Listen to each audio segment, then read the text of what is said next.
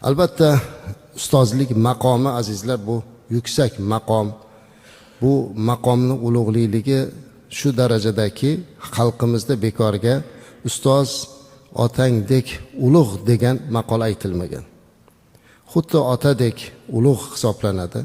Ota insonni bu dunyoga yerga tushishiga sababchi bo'lgan bo'lsa, ustoz uni ko'klarga ko'tarilishiga sababchi bo'ladi.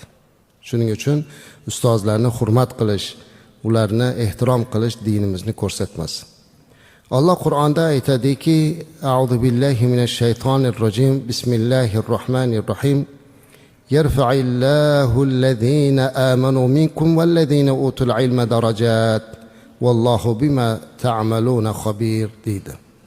Ya'ni Alloh aytayapti, Alloh sizlardan iymon keltirgan va ilm ato etilgan zotlarni baland daraja martabalarga ko'tarur. Alloh qilayotgan barcha yaxshi va yomon amallaringizdan xabardordir deb Alloh marhamat qiladi.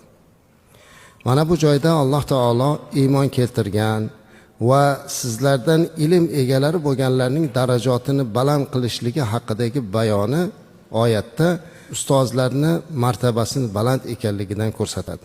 Men hali aytib o'tganimdek azizlar, ustoz, muallim bu o'sha har bir yurtning eng katta hurmatli zotlari bo'lish kerak.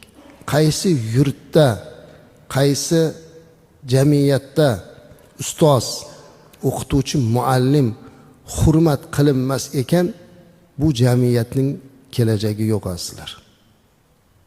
Jamiyatda o'qituvchi, muallim hurmatlanishligi kerak. Ikkiga bo'lmagan holda, hali aytdim. Diniy, dunyoviy emas, hammasi. Bugun bizning yurtimizda azizlar tan olib aytishimiz kerak, ustozlar hurmati oshib boryapti. Orada shunaqa davr o'tdi boshimizdan.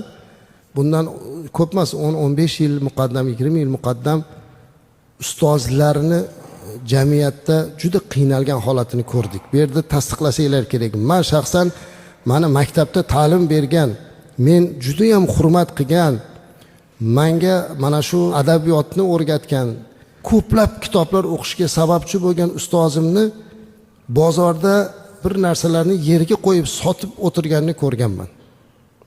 Juda ham qalbim og'rigan. Bugun esa ustozlar ulug'landi. Biz bir narsani esdan chiqarmasligimiz kerak.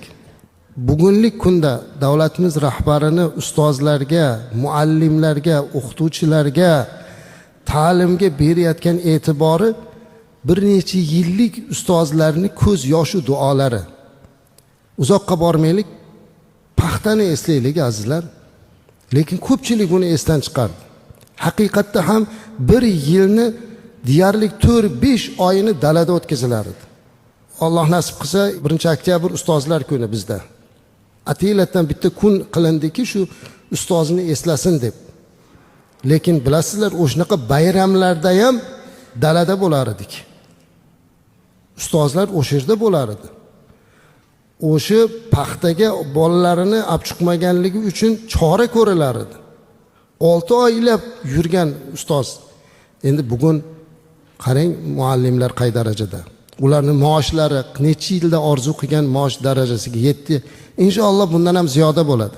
Chunki bugun yurtimizda o'qituvchilarga, muallimlarga bo'layotgan e'tibor tahsinga loyiq.